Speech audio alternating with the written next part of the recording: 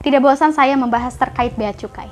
Di episode sebelumnya saya membahas dan hari ini kita akan membahas seputar bea cukai. Siapakah narasumber kita hari ini? Saksikan bahas perkara seputar bea cukai. Baik teman-teman, hari ini saya sudah bersama dengan Kak Muhammad Ervin. Selamat sore Kak. Sore. Apa kabarnya ini? Alhamdulillah sehat. Oke, jadi kali ini di episode ini kita akan bahas terkait seputar bea cukai nih Kak. Oke. Minta izinnya mungkin ya Kak? Oh iya, silakan. Sebelumnya terima kasih nih Kak sudah bisa meluangkan waktunya untuk berbagi ilmu sama kita gitu, sharing-sharing buat teman-teman yang ada di rumah juga gitu. Sekarang masih sibuk kerja gitu loh Kak? Atau Ya. mungkin karena pandemi COVID gimana?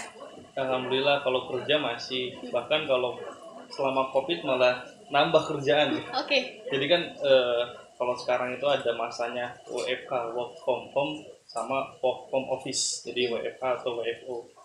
Sebetulnya kalau misalkan jujur ya lebih baik enak WFO. Jadi jam kerjanya tuh jelas. Maksudnya dari jam 7:30 sampai jam 5 sore. Nah kalau WFH itu, kalau work from home, itu kayaknya nggak kenal jam kerja. Jadi ada aja rapat, entah bikin surat atau apa gitu. Karena emang diperlukan banget gitu ya Kak? Iya, karena ya urgent gitu. Rata-rata nih Kak, banyak banget mungkin kalangan yang belum mengenal bea cukai gitu, maksudnya belum paham bea cukai itu apa sih gitu loh Kak. Ya. Mungkin bisa disampaikan dulu yang maksud dari bea cukai itu sendiri apa gitu loh Kak. Mungkin jujur ya, ketika pertama kali masuk ataupun lolos seleksi ya, saya tuh memang belum tahu dan belum pernah mendengar gitu, nama kata bea cukai itu apa. Mungkin sampai sekarang kalau memang ditanya bea cukai itu apa, jujur belum tahu mendalam. Mungkin cuman kulit-kulitnya saja. Iya. Nah kalau memang secara umum sih terkait bea dan cukai, bea cukai itu salah satu instansi yang di bawah Kementerian Keuangan. Iya. Yang tugas dan fungsinya itu diantaranya mengawasi dan memungut bea masuk dan bea keluar. Bea masuk itu apa? Yaitu bea ataupun pertambahan nilai yang terdapat dalam kegiatan impor, itu bea masuk. Nah kalau bea keluar dalam kegiatan ekspor. Iya. Nah apa yang disebut cukai? Nah kalau cukai sih mungkin orang sudah banyak familiar gitu. Orang sering, mohon maaf nih ya, banyak yang rokok gitu kan. Iya. Atau ya jangan sampai nih ada orang yang sering minum minuman yang beralkohol gitu. Nah di situ ada namanya cukai ataupun ada namanya pita cukai. Nah itu salah satu tugasnya itu ya memang mengendalikan distribusi dan pemanfaatan atau penggunaan barang kena cukai. Iya. Barang kena cukai itu ada 3. Hasil tembakau, terus minuman mengandung etil alkohol, dan etil alkohol itu sendiri, baik itu digunakan untuk di bidang kesehatan atau penelitian. Tapi di peraturan tentangnya ada beberapa yang memang dibebaskan. Pantesan gitu, soalnya Kak, aku baca ya Kak dari beberapa sumber, mungkin banyak banget tuh yang tanya, jadi apa sih bedanya bea cukai dengan BNN gitu? Soalnya kan ada apa ya, mengurusi sesuatu hal yang mungkin agak sama atau bagaimana gitu ya Kak? Nah kalau BNN itu kan Badan Narkotika Nasional. Ya. Nah jadi kalau Badan Narkotika Nasional itu dia lebih fokus ke sisi objeknya yaitu narkotika. Nah di sisi bea cukai itu karena memang dia mengurusi ekspor impor. Nah ekspor impor itu kan masuk atau keluarnya barang dari luar negeri atau keluar dari Indonesia ke luar negeri gitu kan. Nah barangnya apa itu banyak sekali termasuk narkotika. Jadi seringkali ketika ada target operasi ataupun yang memang objeknya itu narkotika, nah bea cukai sendiri sering bekerja sama dengan BNN. Oke. Dan juga kepolisian tentunya. Makanya mungkin dari tahun lalu ataupun ya pokoknya ada berita tahun-tahun lalu lah, 2 tahun atau 1 tahun kebelakang ada penangkapan narkotika sebanyak 1 ton itu kan di Selat Malaka atau di Selat Sunda. Nah, itu kerjasama antara polisi, BNN, dan bea cukai. Jadi nggak cuma bea cukai ya Kak, jadi mencari apa ya, bidang yang sama juga untuk bisa mengatasi itu gitu ya Kak? Iya, ya, jadi kolaborasi dan kerjasama. Iya, oke. Kalau untuk fungsinya sendiri nih Kak, Bea Cukai fungsinya untuk apa sih dalam perdagangan internasional gitu? Nah, fungsi Bea Cukai itu sebetulnya visi-misinya ada 4. Mohon maaf nih kalau salah mau dikoreksi ya. Okay. Soalnya saya belum paham terlalu detail ya. Walaupun salah sih harusnya paham ya. Yang pertama itu Yang pertama community protector. Ini kayaknya urutannya salah juga. Community protector itu melindungi masyarakat dari tindak pidana penyeludupan. Okay. Nah, terus yang kedua industrial assistant. Industrial assistant itu memfasilitasi industri dalam negeri. Di antaranya kita memberikan fasilitas Bea Cukai itu memberikan fasilitas terkait kegiatan ekspor impor. Ya contohnya misal impor bahan baku ataupun bahan setengah jadi diproses terus diekspor lagi. Itu ada beberapa yang memang diberikan fasilitas. Terus ada juga yang ketiga pemungutan ataupun pemungutan atau pengumpulan untuk penerimaan negara. Yang ketiga. Terus yang keempat, yang terakhir saya lupa. Oke. Mungkin nanti kita cari bareng-bareng ya. Oh iya. Banyak banget nih Kak yang nitip katanya tanyain dong tugasnya Bea Cukai itu apa aja sih? Iya. Ya tugasnya salah satunya ya dari keempat itu.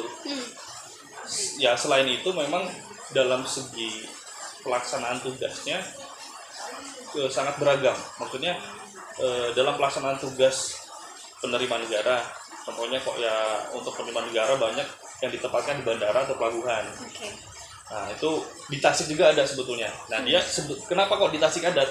Namun di Tasik tidak ada pelabuhan dan bandara internasional. Okay. Kok ada? Karena yang di Tasik itu dia memantau perusahaan-perusahaan yang memiliki kegiatan ekspor impor. Nah kebanyakan yang di Tasik itu dalam kegiatan tekstil. Jadi pembuatan tekstil diekspor ke luar negeri. Nah, di situ ada namanya istilah di Bea Cukai itu kawasan berikat. Nah, Bea Cukainya di sini memantau itu. Ataupun ada kegiatan kayak e-commerce. E-commerce sekarang kan merajalela ya. Kita beli handphone misalkan ataupun beli aksesoris rata-rata yang mohon maaf dari luar negeri. Black market gitu. Nah, kalau black market itu lain lagi ceritanya. Oke. Nah, misalkan beli barang dari luar negeri. Nah, beli barang dari luar negeri itu tentunya harus ada izin-izin tersendiri. Kalau misalkan barang-barang tertentu. Kalau semisal untuk handphone, ya ada peraturan sendiri dari Kominfo-nya apa, dari Menteri Perdagangannya apa. Gitu. Tapi kalau misalnya kurang dari 2 unit itu masih bebas. Cuma tetap kena biaya masuk karena ada ketentuan tersendiri dari nilai barangnya. Itu tetap harus lapor. Tapi yang lapor sebetulnya bukan si pembeli. Paling nanti si marketplace-nya ataupun jaksa ekspedisinya, tergantung itunya lah. Kalau si penjualnya nanti di sana. Pertama Kakak pas keterima nih di Bea Cukai, pertama ditempatkan di mana nih Kak? Kalau pertama kali ditempatkan, dikumpulin di Gedung Danapala. Gedung Danapala itu gedung Kementerian Keuangan yang ada di lapangan Banteng. Itu pemberkasan pertama sebelum kita tahu kita ditempatin di mana waktu itu. Terus dapat penempatan di Bea dan Cukai di kantor pusatnya selama 3 bulan waktu itu.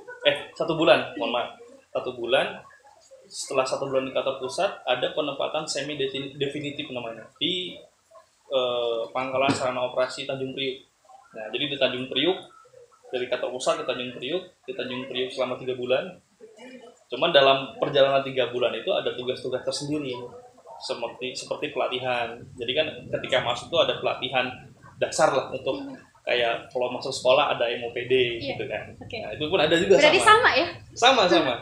Sama. Cuman bedanya kalau MOPD yang jadi instrukturnya kakak kelasnya. Nah, kalau yang di sana tidak. Instrukturnya langsung dari Kopassus. Tergantung tempat pelatihannya, ada Kopassus kalau di Jakarta. Kalau yang di Bandung Pashas, kalau yang di Batam tuh Marinir gitu. Jadi terusnya langsung dari itu. Nah, setelah dari Priuk baru di Tanjung Balai Karimun bareng Gunawan kemarin. Itu di sana saya 3 tahun, jalan 4 tahun lah, 3 tahun setengah 4 tahun. Nah, terakhir tahun 2017 akhir penempatan di kantor pusat. Alhamdulillah bisa mendekati atau bisa masih satu daratan sama kampung halaman gitu. Berarti pas awal keluar kota dong ya Kak? Ya, keluar kota, keluar pulau malah. Benar. Perasaannya gimana tuh, mungkin meninggalkan keluarga juga ya Kak? Kalau perasaan tentunya dulu ya karena memang motivasinya ingin bantu orang tua. Jadi karena memang kondisi keluarga pertama dia kurang dibilang kurang cukup lah ya. Akhirnya karena memang motivasinya ingin bantu orang tua, jadi ya udahlah nggak apa-apa mau ditempatnya di mana, yang penting bisa bantu orang tua. Iya. Cuman lama kelamaan ya jujur ya ketika pertama kali di penempatan di luar Pulau Jawa gitu kan, Tanjung Balai Karimun, saya nggak tahu itu pulau apa pertama. Kedua saya searching gitu kan, Tanjung Balai Karimun, mohon maaf yang keluar tuh yang negatif semua. Waduh, parah nih gitu kan. Ternyata alhamdulillah ketika sampai sana justru nggak tahu kenapa nih ya, saya cari tempat yang seperti itu nggak ketemu, malah yang ketemu tuh ya masjid gitu kan. Nggak tahu kenapa ya, mungkin karena memang benar juga gitu, ada hadis mungkin ya, kalau misalnya kita sering berkumpul dengan orang baik maka akan dipertemukan sama orang baik juga. Tapi kalau orang sering kita berkumpul sama orang jahat, mungkin akan dipertemukan sama orang. Benar sih Kak. Jadi ketika kita emang niatnya tuh pengen melakukan hal baik, kita pun akan menemukan tempat yang baik juga. Walaupun betul. Mungkin pada saat kita search ataupun cari-cari gitu mungkin menemukan sesuatu hal yang negatif ya Kak. Iya betul. Nah perasaannya gitu. Walaupun pertama kali penempatan setahun itu kita nggak boleh pulang. Jadi dua kali lebaran Idul Fitri sama Idul Adha itu gak boleh pulang karena di sana karena kita paling junior. Jadi penempatan di sana itu karena bea cukai itu luas ya, maksudnya bidang itu banyak juga. Jadi pertama kali saya penempatan di sana itu di bidangnya itu community protector. Jadi untuk melindungi masyarakat di tindak pidana kependudukan. Jadi pertama kali ditempatkan di salah satu kantor yang yang membawahi kapal-kapal patroli. Jadi nyampe sana karena kita paling junior, kalau ketika liburan ataupun lebaran senior yang pada pulang, kita yang harus jaga gitu, jaga kantor, jaga kapal patroli, nggak boleh sampai kenapa-napa gitu. Itulah suka dukanya waktu itu. Tapi hitung apa ya? Mungkin kita berlatih lebih ini lagi gitu daripada senior kita gitu ya. Kan? Ya menambah pengalaman, nambah motivasi, nambah mental juga, terutama itu mental. Iya, mental emang jujur ya, kalau misalkan memang kita selalu dekat sama orang tua, terutama laki-laki ya, laki-laki itu harusnya safar gitu, itu keluar aja gitu. Jangan sampai takut untuk jauh sama keluarga, karena seorang laki-laki itu yang memang sosok seorang pemimpin yang memang nanti kelak gitu kan bakal jadi seorang pemimpin yang minimal jadi pemimpin keluarga gitu. Ya memang harus keluar untuk melatih mental. Berarti udah berapa kali nih mutasinya Kak? Kalau mutasi saya letter penempatan definitif itu 2 kali. Pertama di Tanjung Balai Karimun, kedua di kantor pusat. Kalau semi definitif itu kan mungkin masih belum dikategorikan mutasi, masih orientasi. Kesulitan pada saat mungkin kakak pindah tugas nih Kak apa? Ya, kesulitannya menyesuaikan lagi dengan lingkungan baru, terus menyesuaikan lagi dengan pekerjaan yang baru, karena pekerjaan di sana di Tanjung Balai Karimun, di kantor Pangkal Laksana Operasi sendiri pun ada beberapa bagian dan itu memang sangat jauh berbeda. Ya, mohon maaf, saya misalkan di BPN ini basicnya transmisi telekomunikasi. Jadi ketika di sana Pangkal Laksana Operasi itu ya alhamdulillah masih linear. Saya masuk ke seksi telekomunikasi. Jadi masuk ke seksi telekomunikasi yang membidangi seluruh perangkat telekomunikasi yang ada di kapal patroli sama yang di stasiun radio di darat. Nah itu masih linear. Pertama itu di tahun pertama tahun 2014 itu. Nah tahun berikutnya ada instruksi pimpinan waktu itu kepala kantor wilayah. Mungkin kalau di kepolisian setara Kapolda mungkin. Instruksinya itu pokoknya anak baru harus penempatan di kapal, harus pernah merasakan patroli laut gitu. Ya mendengar kayak gitu shock gitu kan. Kaget gitu Kak. Di kapal nih, kaget serius. Kaget. Saya penempatan di kapal. Penempatan di kapal yang mohon maaf, saya nggak tahu basic kapal sama sekali, nggak tahu blank kecuali ya perangkat telekomunikasi yang mungkin sudah mengenal lebih dulu di sekolah gitu kan. Walaupun di sekolah pengenalannya mohon maaf hanya semester 1 gitu kan, saya pelajari di pelajaran Pak Haji Dodo gitu. Radio telekomunikasi pakai high frekuensi. Tapi ada gitu ya Kak? Dan ternyata dikira ya, saya pas sekolah dikira ini telekomunikasi jadul nih, nggak bakal mungkin dipakai gitu. Sekarang mungkin banyaknya pakai fiber optik gitu kan. Nggak mungkin nggak bakal dipakai. Ternyata ketika kerja yang dipakai justru itu gitu. waduh ini pelajaran kelas 1 gitu kan, semester 1 ini harus buka-buka buku lagi gitu. Ternyata ada memang dan masih digunakan untuk di kapal patroli gitu. Cukup ya, Pak? Banyak sih sebenarnya. Nggak apa-apa kalau saya mau lanjut pertanyaannya silahkan. Lanjut ya Kak. Mungkin kalau yang aku tahu nih Kak, kan ada 2 cara nih buat bisa daftar ke Bea Cukai ya Kak. Yang pertama kita masuk ke jalur, kita harus kuliah dulu di PKN STAN, kemudian lulus dan ditempatkan gitu. Yang kedua kita masuk ke jalur umum nih Kak. Kalau Kakak sendiri masuknya ke yang mana? Ya tentunya jalur umum. Soalnya saya mau kuliah waktu itu nggak lolos di mana-mana lah istilahnya. Ya sempat menerima jalur undangan, cuman ya saya bersyukur nih, saya berterima kasih sangat luar biasa kepada almarhum Pak Gunawan. Waktu itu saya dapat informasi untuk lowongan masuk Kementerian Keuangan itu dari beliau. Jadi saya sedih nih. Boleh. Ya maksudnya ketika mendengar beliau ada kabar gitu kan, udah mendahului kita, sangat sedih, luar biasa, terpukul. Karena jujur saya pertama kali mendapatkan informasi itu dari beliau. Sempat saya share dulu ke teman-teman, cuma gak ada yang respon. Cuman ya saya coba daftar, ya alhamdulillah gitu kan, dari jalur umum. Jadi pengumumannya itu unik. Dulu masih zamannya BBM dulu, ya BlackBerry Messenger gitu kan. Sekarang udah nggak tahu kemana. Jadi informasi lowongan kerja, menerima pembukaan rekrutmen Kementerian Keuangan, gitu kan. CCPNS namanya, calon pegawai negeri sipil. Nah, tahun 2014 formasinya itu luar biasa, masuk semua. Kalau misalkan siswa alumni BPN itu pada tahu, mungkin pada daftar semua. Soalnya yang dibutuhkan itu 3 formasinya, farmasi, kimia analis, sama transmisi dan komunikasi. Pas banget gitu loh. Cuman sayangnya saya nggak tahu, teman-teman mungkin lagi sibuk nyari kuliah atau gimana gitu, jadi nggak respon gitu. Dan kala itu memang pengumumannya itu di akhir tahun 2013. Nah, kalaupun tahu ya, saya sih berharap waktu itu semoga ada anak BPN juga nih yang daftar. Jadi bisa bareng-bareng. Iya, tahunya ya nggak ada. Iya. Tapi mungkin karena emang udah rezeki kakak juga, ya, takdir juga ya Kak. Mungkin ya rezeki, takdir gitu kan.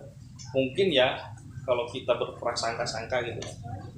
Kalau kita lulus kuliah, mungkin nggak mungkin kerja di sini. Iya, benar. Jadi jangan sampai ada yang disesali lah. Gitu. Kita selalu ada syukuri sesuatu yang lebih baik lagi ya betul, gitu. Betul. Karena rencana kita jauh lebih baik daripada rencana Allah Subhanahu wa taala. Kenapa sih Kak banyak banget nih yang mengidamkan untuk bisa masuk ke Bea Cukai gitu loh Kak? Apakah karena memang gaji mungkin ataupun apa gitu? Mungkin udah umum kali ya. Kalau dibilang gaji sih mungkin iya gitu, karena sebetulnya memang sudah umum lah. Ibarat kata namanya PNS itu kan banyak bidangnya, gitu kan. Terus namanya kementerian itu banyak juga bidangnya. Nah, salah satu kementerian yang harusnya menerima penghasilan lebih, ya salah satunya Kementerian Keuangan. Bukan harusnya sih, memang sekarang pun sudah gitu. Jadi karena memang Bea Cukai itu di bawah naungan Kementerian Keuangan, ya ikut. Karena ya umum lah, maksudnya di berbagai organisasi pun gitu, ataupun di perusahaan-perusahaan pun, gaji seorang bendahara gitu yang mengurusi keuangan otomatis lebih tinggi. Bebannya juga lebih besar. Dan bebannya lebih besar. Gitu. Karena ya harus diaudit BPK, harus diaudit KPK dan lain sebagainya kalau di instansi pemerintahnya. Seperti itu. Oke. Mungkin bisa memberikan motivasi buat teman-teman, mungkin karena aku juga nih Kak, sekarang kelas 12 nih Kak. Mungkin untuk tahun depan kita lulus, mungkin ada rezeki dari Allah, mungkin bisa memberikan motivasi nih. Kalau motivasi nih ya, kalau menurut saya nih, tujuan hidup itu kita bisa rencanakan, cuman kita jalani aja. Yang pertama, sebagus rencana apapun kita gitu kan, nggak sebagus rencana Allah. Maksudnya kita kita tetap berencana, cuman harus terus menerus gitu kan, ketuk pintu langit. Karena kekuatan doa itu luar biasa. Nggak ada yang bisa nggak ada yang mustahil lah. Pertama itu. Nah, terus dalam segi berdoa pun banyak trik-triknya gitu. Kalau kata